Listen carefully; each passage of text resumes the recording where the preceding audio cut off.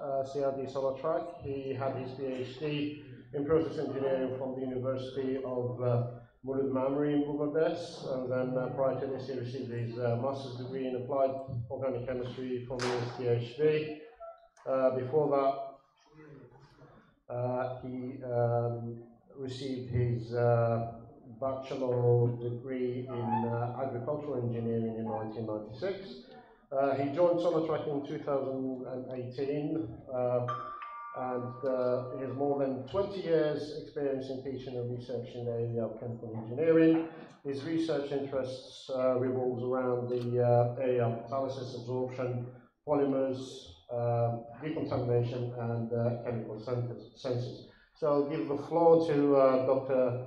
Ehadan to give us a presentation on the opportunities and challenges of zeolites, current status, and future perspectives in Sonatrach's activities. Merci, Monsieur le Président. C'est bon. Merci, Monsieur le Président. Salam alaikum. Bismillah ar-Rahman ar-Rahim. C'est avec votre permission, Monsieur le Président, donc on a préparé une présentation totalement slide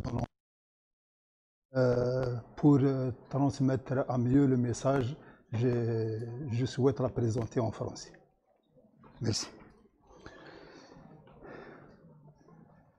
Chers collègues, je suis honoré aussi, en plus des collègues organisateurs du CRAPC,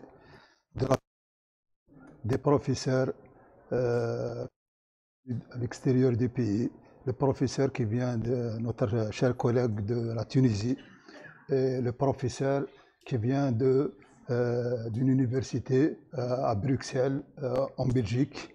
Et également, c'est un honneur et un plaisir de présenter une communication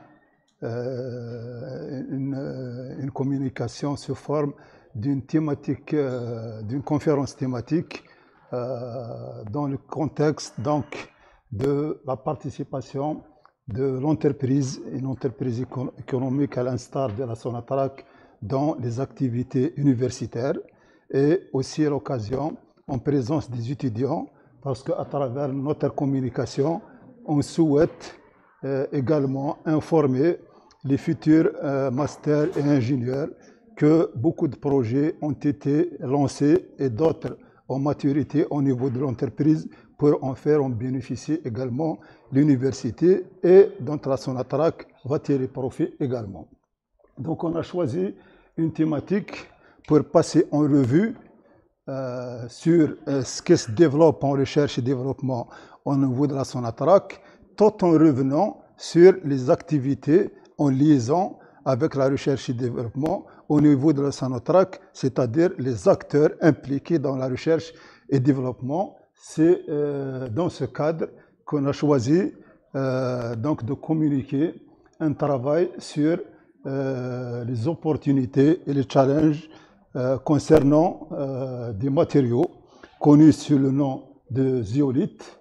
Et on va donner une situation actuelle parce que au niveau de la Sonatrach, ils sont utilisés à grande échelle, et des perspectives futures dont les perspectives seront directement focalisées sur le partenariat Sonatrach-Université. Donc pour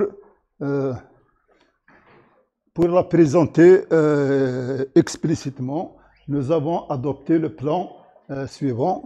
On rappellera donc, merci Monsieur le Professeur, on rappellera donc à travers un résumé succinct donc les activités oil, gaz and gaz en Algérie. On passera sur la production importante qui a mis notre nation dans une place privilégiée en production du gaz, l'importance du traitement des gaz dans la valorisation, et surtout de développer la valorisation meilleure des hydrocarbures et les hydrocarbures liquides du moment qu'on a le gaz qui est en grande quantité par rapport à ce qu'on appelle le pétrole brut. Évidemment, dans toute production pétrolière, de sa chaîne depuis l'amont jusqu'à l'aval, des problèmes. C'est une industrie qui est confrontée à des contraintes et à des problématiques opérationnelles dont l'ingénieur ou bien le chercheur devrait agir de manière efficace pour la résolution de ces problématiques. Ainsi, on a choisi un thème sur un domaine qui est appliqué pratiquement le long de la chaîne de production du gaz et du pétrole, ainsi que les hydrocarbures liquéfiés, depuis le forage pétrolier jusqu'à l'aval, c'est-à-dire l'obtention des produits finis tels que les gaz à domicile, les essences dans les agences et les pompes à essence et l'exportation commerciale. Dans ce présent travail, évidemment, on doit citer quelques travaux qu'on a réalisés au niveau du laboratoire. Ces matériaux sont largement connus comme catalyseurs pétrolières et gazières de grande importance et de grande sélectivité qui produisent des produits à haute valeur ajoutée et également dans le traitement de gaz parce que l'enjeu le plus fondamental actuellement en production pétrolière et gazière, c'est surtout d'avoir des produits de qualité. Les produits de qualité, notamment dans le gaz, c'est des produits qui partent vers l'exportation. On n'a pas le droit à l'erreur si on aura une qualité hors norme de nos produits. Évidemment, les zeolites actuellement, puisqu'on les utilise de plus en plus, donc on va donner un point de situation concernant ces matériaux et qu'est-ce qu'on souhaite développer dans ce cadre. C'est là on va lancer donc un projet qu'on souhaite concrétiser à travers le partenariat université. On terminera par une conclusion et perspective. Peut-être j'ai un peu tardé à donner le plan, mais à travers le plan déjà, j'ai donné une petite introduction.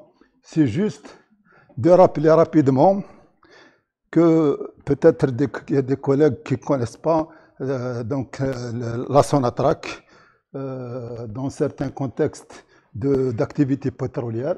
Donc c'est une société algérienne de production du pétrole, de sa transformation et de son transport. Elle est créée au lendemain de l'indépendance et elle a eu ses activités totalement à sa charge depuis la nationalisation des hydrocarbures à partir des années 67 jusqu'à 72. Le bilan de la Sonatrach, on la considère comme une entreprise qui ne s'est jamais éloignée de ses activités vis-à-vis de l'importance qu'elle devrait donner à cette nation, notamment la sécurité énergétique du citoyen et de la nation entière. Je pense que l'avis, vous le partagez totalement en ce qui concerne la Sonatrach, qui devrait être une société à l'avant-garde de la modernisation de l'économie nationale. À cet effet, donc, je donne un résumé rapide sur le bilan des activités pétrolières et gazières qui est en nette évolution, notamment depuis la modernisation de certaines installations et l'introduction d'un aspect important, c'est l'ingénierie, l'expertise, l'innovation et la recherche et développement qui sont donc des paramètres fondamentaux pour la réussite de toute entreprise pétrolière et gazière. Donc, je prendrai l'exemple de l'année 2022. Tous les chiffres ont montré qu'il y a une augmentation croissante en production, soit des hydrocarbures en production primaire, c'est-à-dire dès le départ en amont, le pétrole brut, la production du gaz naturel, du condensat et du GPL. Donc, c'est les principaux produits de base qui sont produits au niveau de la Sonatrach, dont on donne des chiffres de millions et de billions en équivalent pétrole dans chaque aspect énergétique. Ce chiffre, donc, il est distribué par rapport à la production, notamment du gaz en production primaire. totalement, ce qui a donné d'ailleurs une place importante à notre pays au sein du classement mondial des entreprises de production du gaz et du pétrole. C'est 66% sont dédiés aux activités gazières, contrairement au pétrole brut, donc qui nécessite actuellement, c'est un autre enjeu stratégique et managérial de l'entreprise, c'est d'explorer plus pour avoir des gisements encore plus productifs ou de déployer ce qu'on appelle les méthodes EOR. EOR, c'est la récupération assistée du pétrole pour produire plus de pétrole brut.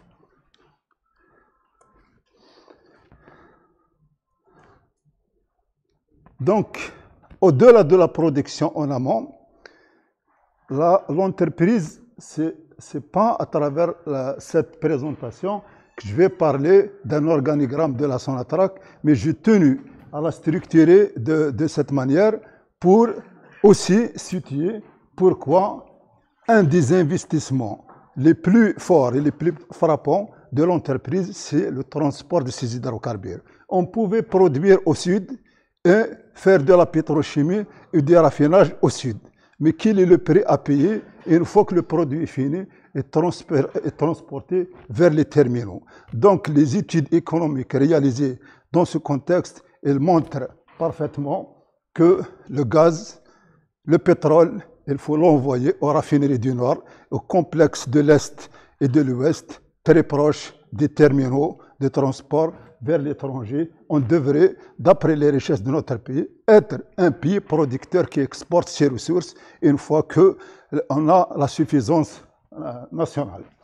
Donc, ils sont transportés à travers ce réseau de transport. C'est juste pour une explication rapide. La production se fait totalement, presque en amont, c'est-à-dire dans le désert algérien. Alhamdulillah, on a cette ressource pour notre pays. Après, le pétrole, il est transporté vers une capitale, dite capitale du pétrole, c'est Hassim Saoud, c'est Hawd al-Hamra à côté de Hassim Saoud.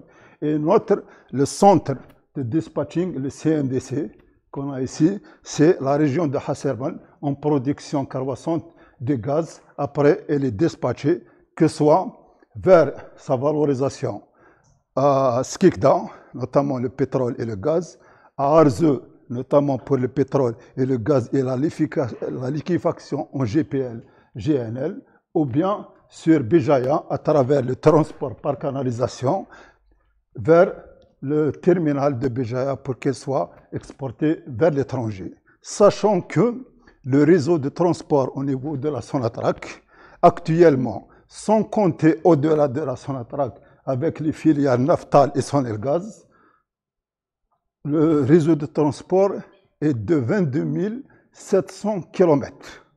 Donc, si on prend tout ce transport, on va noter, c'est-à-dire ce chiffre, vers donc, ce qu'on appelle l'aval pétrolier, qui concerne le raffinage, ou bien la purification et le traitement des produits finis, ou bien leur liquéfaction, parce que c'est mieux et c'est plus économique de transporter un produit liquide qu'un produit gazeux.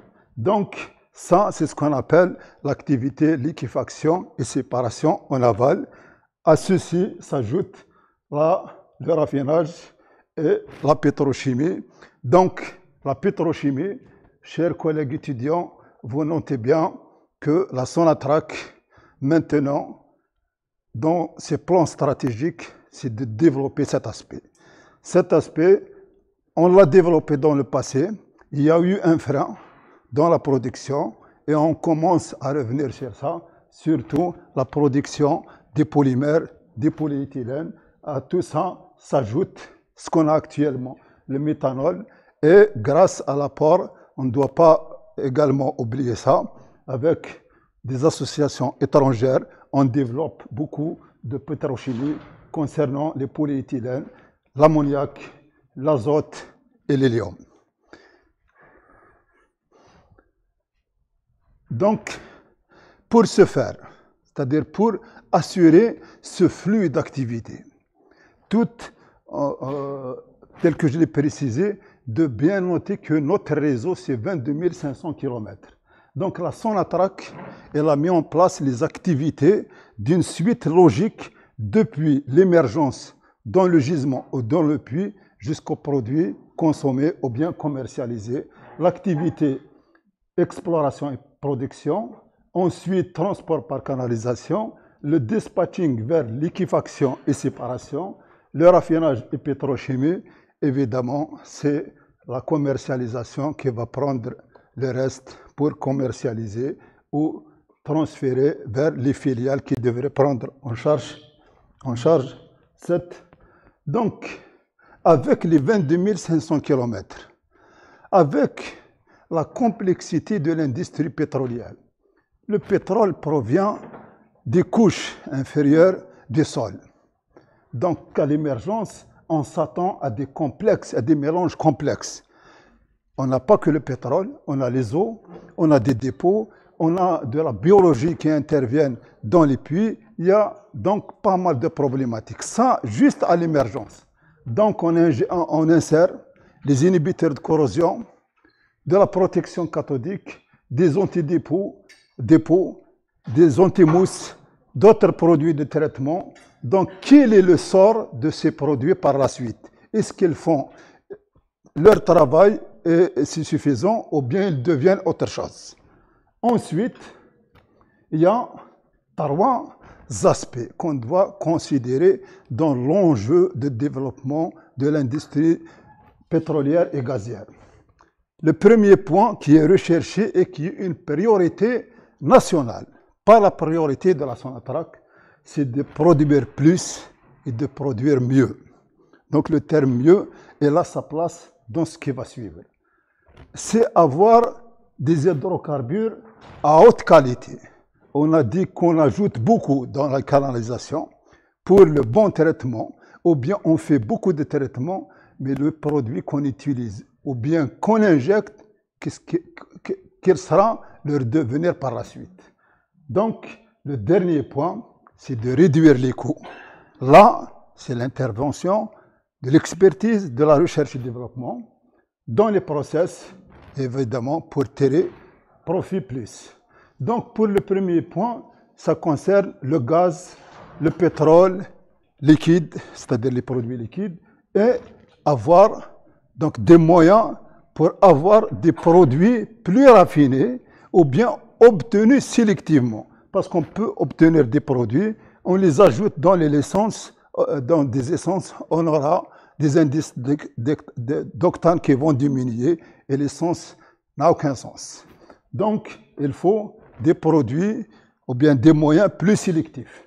Dans le cas des hydrocarbures à haute qualité, c'est de procéder à tous ces traitements, en amont, en aval, durant le transport et surtout pour nos fluides actuellement. Ce qui est donc très important, c'est de retenir le mercure ou bien de l'éliminer, le soufre ou bien ses formes sulfureuses, c'est-à-dire H2S ou les mercaptans, l'eau, le dioxyde de carbone est un point important qui est également d'actualité au niveau de la Sonatrach, c'est que tout ce qu'on ajoute comme inhibiteur, comme formulation, engendre la formation de ce qu'on appelle les produits oxygénés.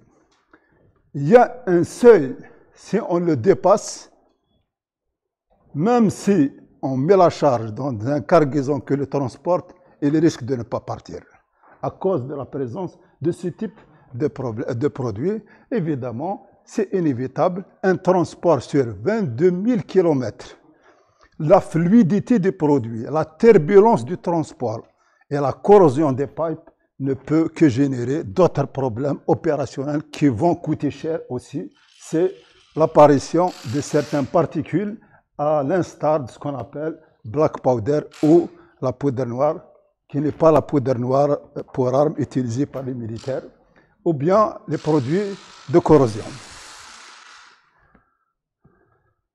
C'est dans cette optique justement qu'il y a eu une réflexion plus approfondie pour répondre à toutes ces problématiques Les prendre en charge, c'est de mettre en place une recherche et développement. C'est-à-dire, quand on réfléchit à produire plus, à être plus économique, donc on ne peut pas faire toujours appel à une tierce partie pour résoudre certains problèmes dont on pouvait facilement les régler. C'est la place de la recherche et développement. Dans notre cas, c'est axé, ça aussi, je l'ai mis au profit des étudiants pour connaître ce qu'on a comme axe qu'on développe au niveau de la recherche et développement. Donc, c'est le réservoir engineering à l'amont. Donc, Enhanced Oil Recovery, c'est la production donc, assistée et améliorée du pétrole. Le développement technologique, c'est là où intervient l'expertise et l'innovation. La biotechnologie, matériaux et inspection et corrosion. Ici, on fait intervenir beaucoup de normes. Et les énergies renouvelables et l'efficacité énergétique. La simulation numérique et modélisation. Peut-être on va se poser la question, les hydrocarbures, c'est de la chimie, qu'est-ce qu'on va faire avec la chimie? C'est la partie la plus importante. On imagine les données et les datas de l'entreprise. S'il n'y avait pas ça, évidemment, le traitement de gaz, le raffinage et la pétrochimie en aval.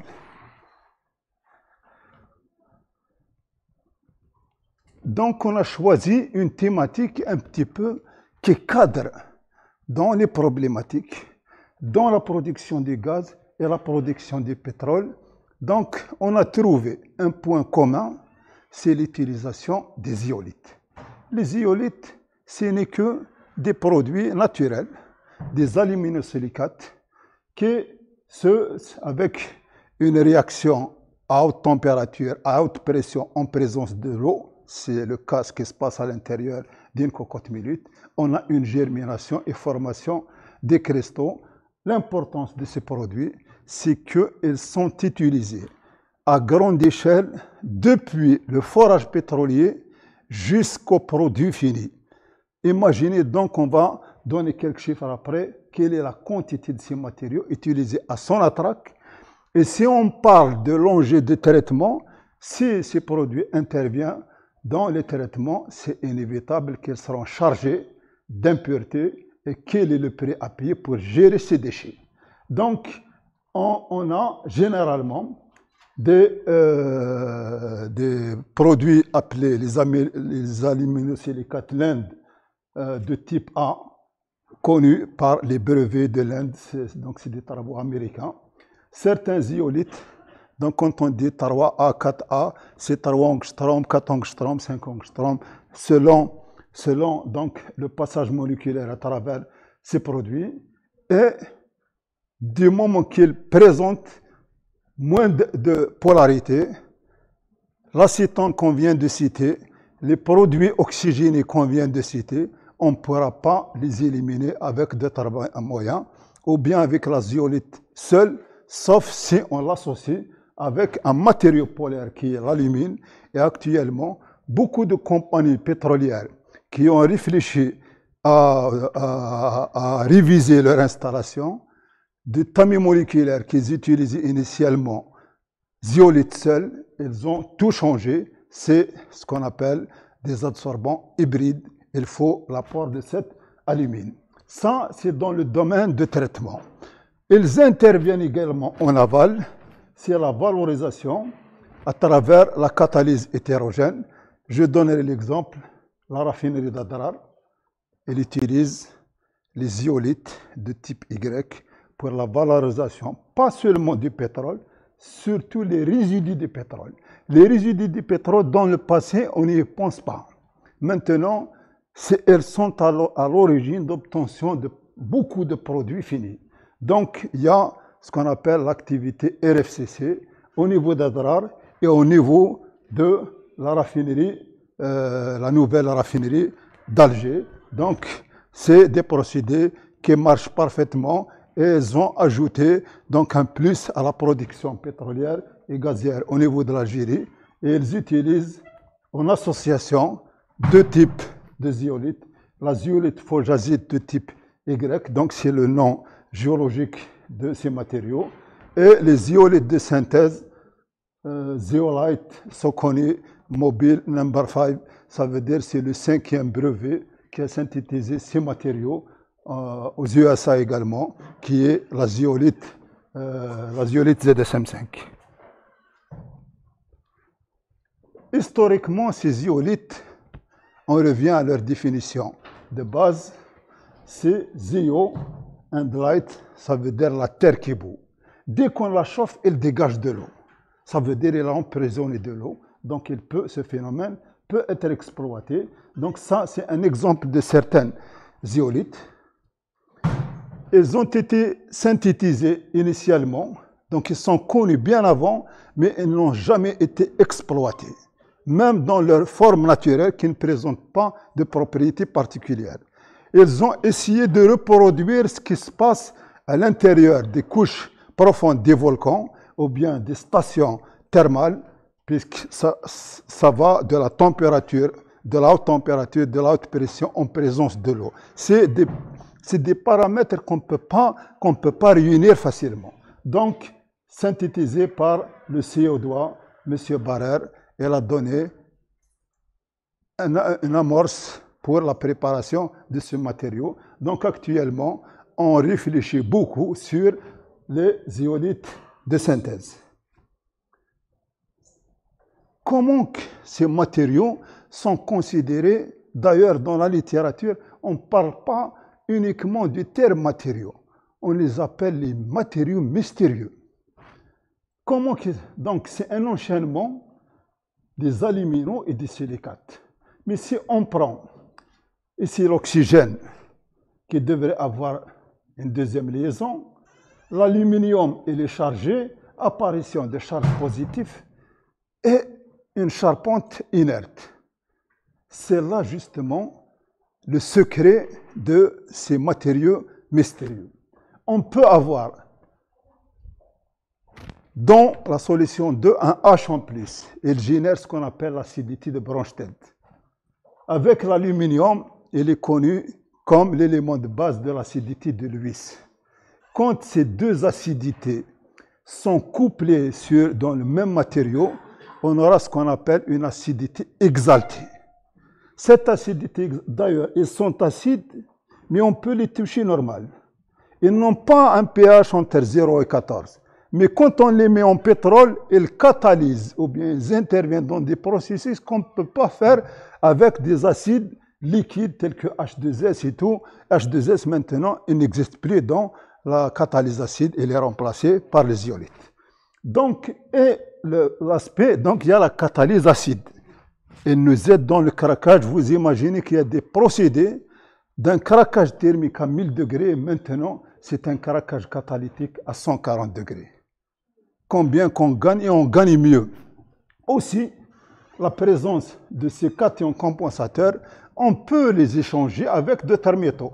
Je change le sodium avec du zinc, avec du molybdène, j'aurai un autre cation. Je fais sa réduction sous hydrogène, j'aurai un métal et bien dispersé. Qu'est-ce qu'on cherche en catalyseur? On ne cherche pas une quantité de catalyseurs, mais on cherche les espèces dispersées. Imaginez l'enjeu de ces matériaux. S'ils sont dénommés matériaux mystérieux parce qu'ils interviennent en tant qu'adsorbants, s'ils ne sont pas activés, on cite, en tant que catalyseur acide, catalyseur bifonctionnel ou catalyseur métallique si on n'insère pas l'acidité. Donc, pratiquement dans n'importe quel procédé, il donne des résultats très très importants. Donc, durant nos travaux, on a essayé de reproduire un petit peu ce qui se fait dans le pétrole et le gaz, parce que notre souci, d'abord, c'est de connaître ces matériaux. Quand on a un matériau qui vient d'un fournisseur, donc c'est bien aussi de voir est-ce que réellement il répond aux caractéristiques fournies. Aussi, reproduire ce qui se passe avec ces matériaux au sein du laboratoire. Donc, ce catalyseur, le premier, ZSM5, il a été synthétisé en collaboration avec le laboratoire de chimie des matériaux à Oran, à Sénia, qu'on remercie amplement parce qu'ils nous ont beaucoup aidés pour y arriver à parler aujourd'hui des zeolites. Et quand on s'est retrouvé en face de ces matériaux dans l'industrie, on a compris l'ampleur de ces matériaux. Ils ont une acidité grâce donc à une dissorption. On peut connaître l'acidité quand on a un métal et quand on n'a pas de métal et quand on a l'acidité de Lewis et l'acidité de Bronsted. Donc c'est juste. Et on les a essayés par des mécanismes acides et mécanismes bifonctionnels dans le cas de l'aromatisation du propane. Vous imaginez qu'on peut mettre le méthane qui est gaz. Un pays avec une grande abondance en gaz, sur zeolite, il devient aromatique. Je n'ai pas besoin de pétrole. Le gaz, je le transforme en méthaxylène, orthoxylène, paraxylène, benzène et BTX.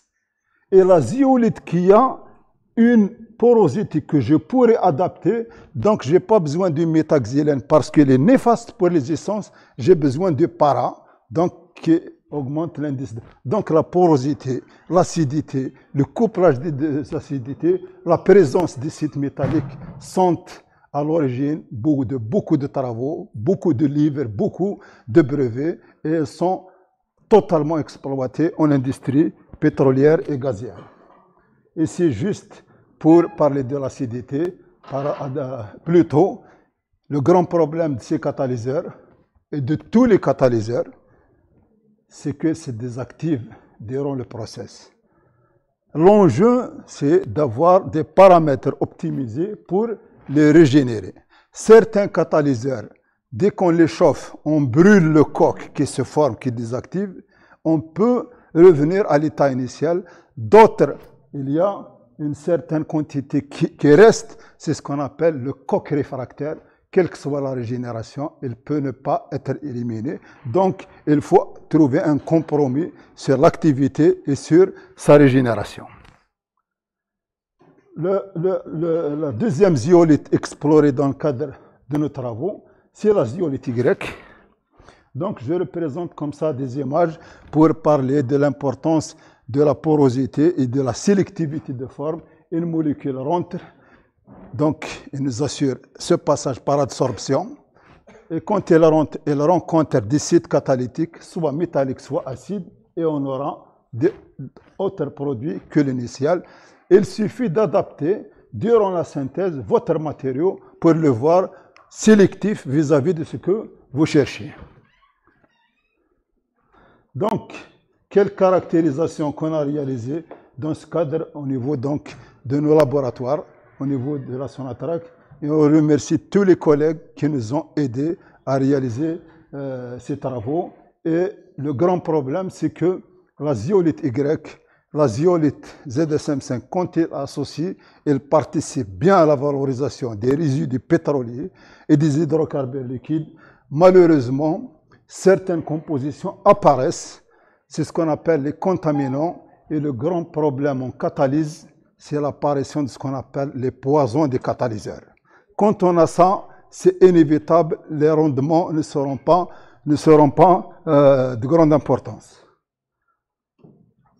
Une autre famille de zeolites qu'on a explorée, pas en catalyse pétrolière, mais dans le cadre du traitement du gaz. C'est des zeolites de type A, c'est les premières.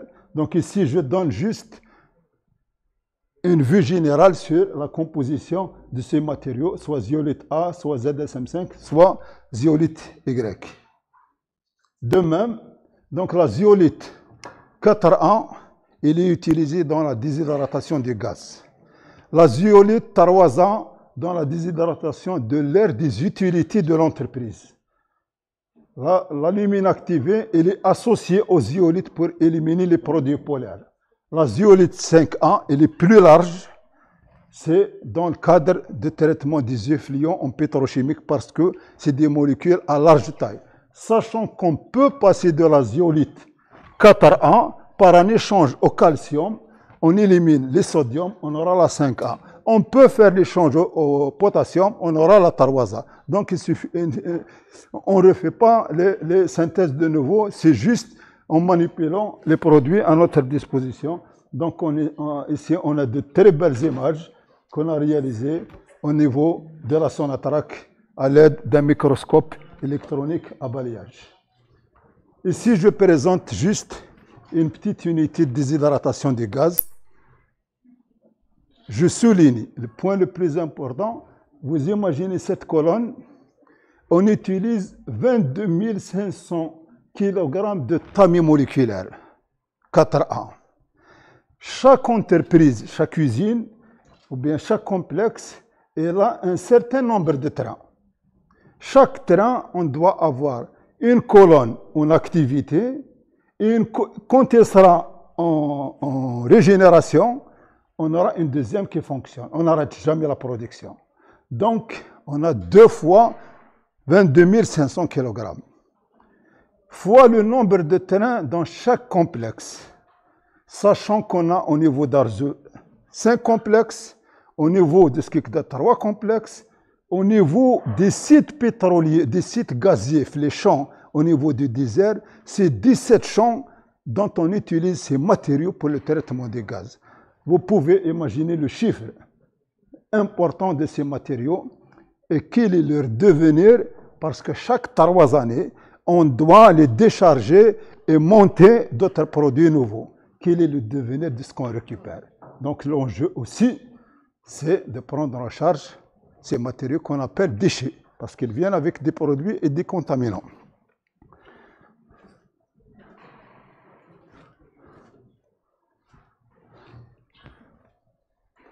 C'est bloqué. S'il vous plaît, c'est bloqué.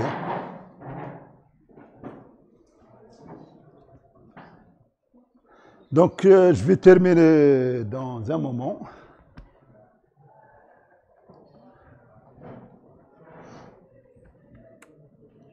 D'accord.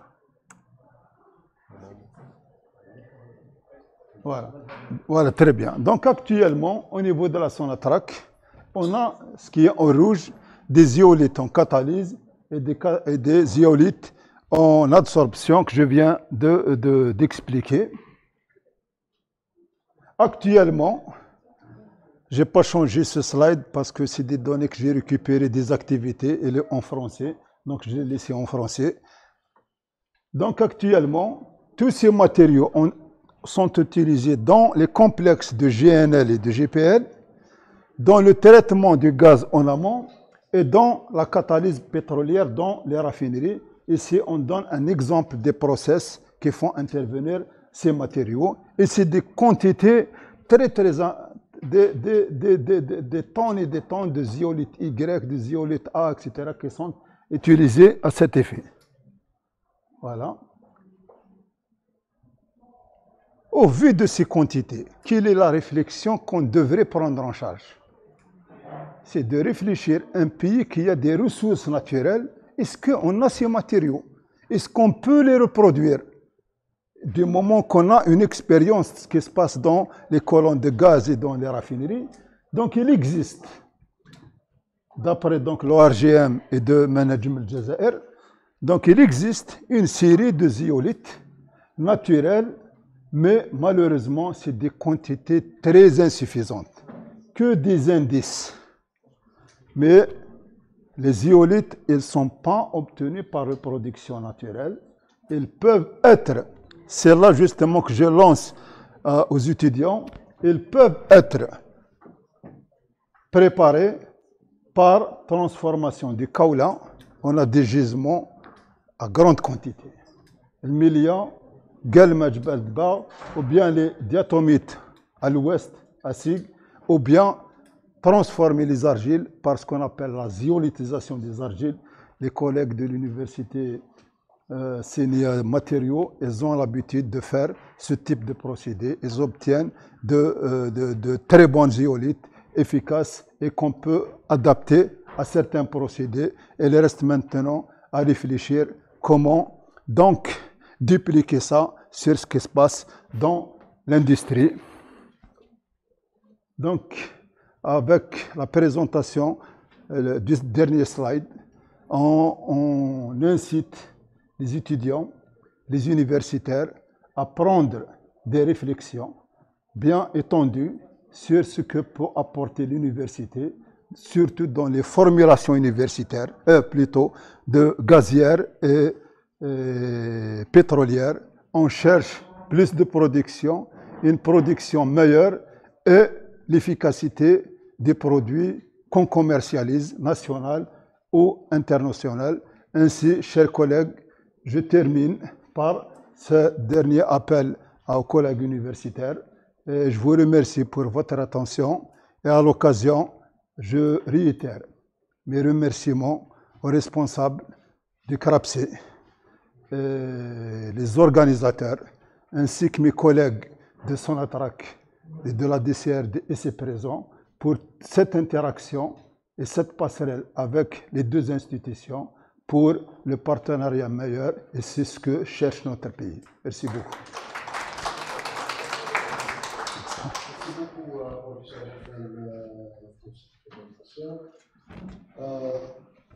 Now we open session for any questions if you have.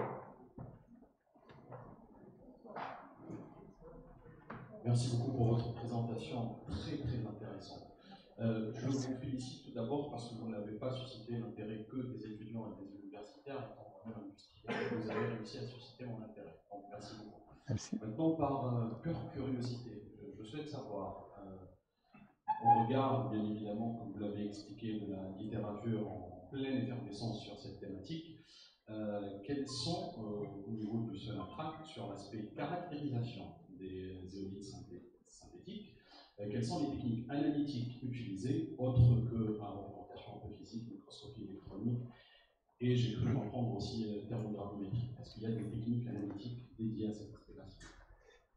Merci pour votre appréciation concernant la communication.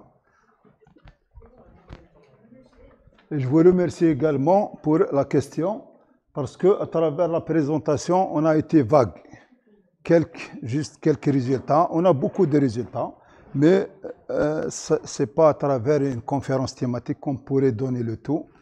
Mais les matériaux, ils ont une porosité, ils ont une sélectivité de forme, ils ont une acidité Bronsted-Lewis et les sites métalliques, ils participent au process, ils doivent avoir une stabilité thermique et mécanique, puisqu'ils traitent des charges. Ça veut dire qu'on doit connaître ce qu'on appelle le test crash de la substance. C'est très important. Et la stabilité thermique, et une fois désactivée, ou bien elle retient des contaminants, comment y procéder. Donc on a des techniques de caractérisation de porosité. C'est inévitable, c'est ce qu'on appelle la BET. Mais j'attire votre attention parce que ça c'est important. On a réalisé toute une partie de travail sur la zeolite 4A. On n'arrive pas à reproduire sa surface spécifique réelle. Finalement, on était dans l'erreur. On faisait ça avec l'absorption d'azote. Ce n'est pas le cas. L'azote ne pénètre pas facilement dans le réseau de cette zeolite, donc il ne donne pas la surface spécifique et le volume poreux. Ce qui est actuellement, c'est la diffusion forcée de CO2 et ça donne des résultats très importants. Donc c'est l'absorption du CO2. Après, il y a le Raman, contrairement à l'infrarouge. Il donne beaucoup d'indications sur votre zeolite. Il y a la DRX, c'est en premier, parce qu'il faut connaître la partie amorphe et la partie cristalline de ces matériaux. Il y a le MEB, et il y a le MED pour être plus profond. Il y a des techniques thermiques de DSC, ATG et des techniques couplées pour la stabilité. Il y a ce qu'on appelle la détermination de l'acidité qui n'est pas facile. C'est déterminer combien de sites de Bronsted et quelle est leur force, parce qu'ils interviennent. Ici, on a présenté l'absorption de l'ammoniac, mais ce n'est pas la technique la plus recommandée. C'est l'absorption d'une base à l'exemple de la pyridine, parce qu'elle donne réellement la différence entre Bronsted et Lewis et connaître. Donc, tout ça, y compris donc, la régénération thermique, recaractériser de nouveau. Donc, c'est une panoplie qui rentre dans le cadre de la caractérisation des matériaux chimiques. Merci. Et j'invite, monsieur le professeur, les collègues à se rapprocher de notre petit espace qui nous a été accordé par le CRAPC. On a un numéro de notre revue Sonatrach qu'on a dédié totalement à cet aspect et à cette présentation. On est venu chargé de cette revue qu'on va partager avec l'ensemble des collègues.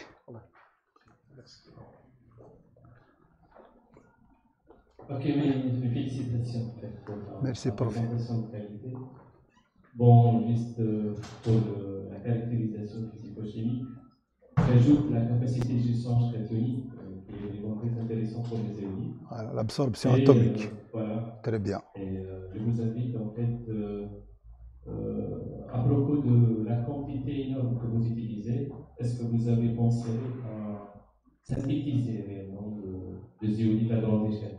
Justement, monsieur le professeur, on est sur cette voie. D'ailleurs, on a tenu quelques réunions. Il y a une décision même au niveau de la Sonatrach pour s'investir dans cet aspect.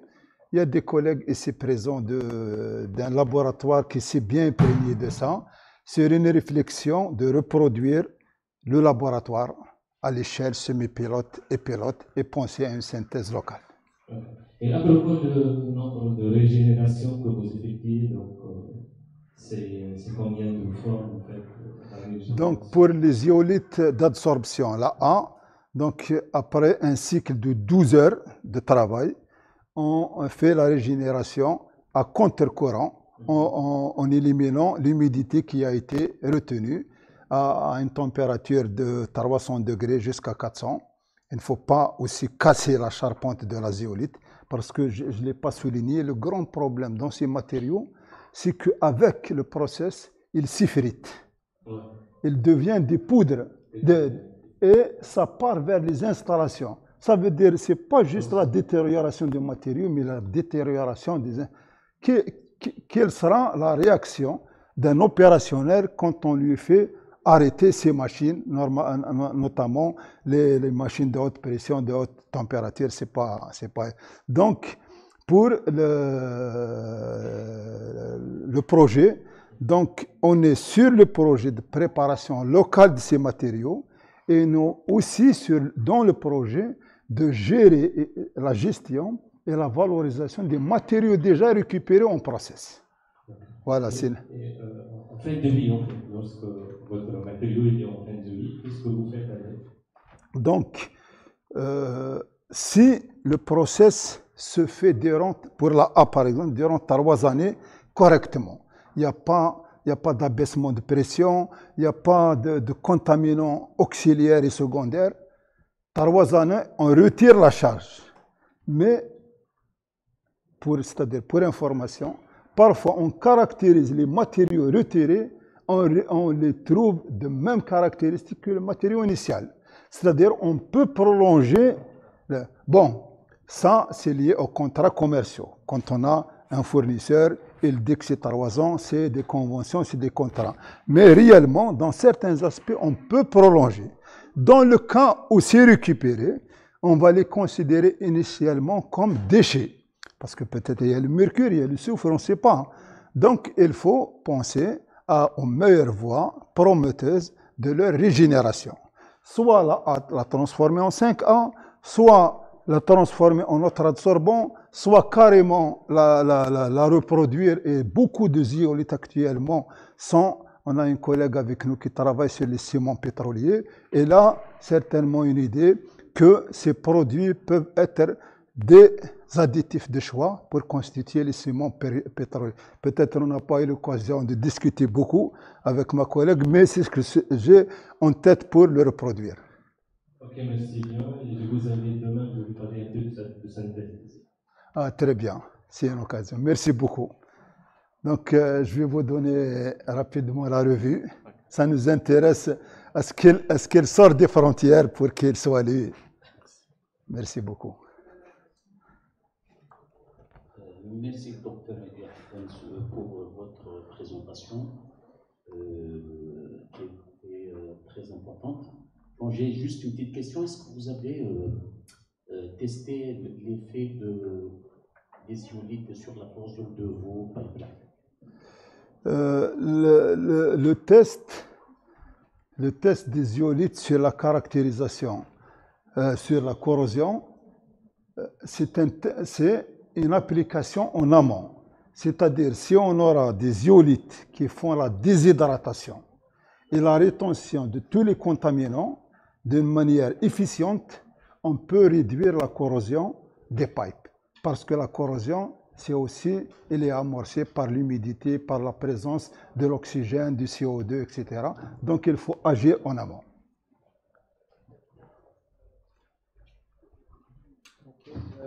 Merci beaucoup pour votre réponse, pour cette présentation, pour cette réponse. Ok, maintenant on va partir vers des petites présentations là, pour les enfants. Oral sessions. As I said earlier, so we have three rooms. So this is room 3. We have got room 1 and 2 upstairs in the first floor. Feel free to check the programs of each sessions and choose which presentations you might want to attend, or if you want to enrich yourself on certain subjects. And hopefully you enjoy the rest of these sessions. Hopefully we'll meet up tomorrow at 9 o'clock for other presentations, which I hope you would enjoy. Okay. Merci. يعطيك الصحة. بارك الله فيك. ميرسي يا شيخ.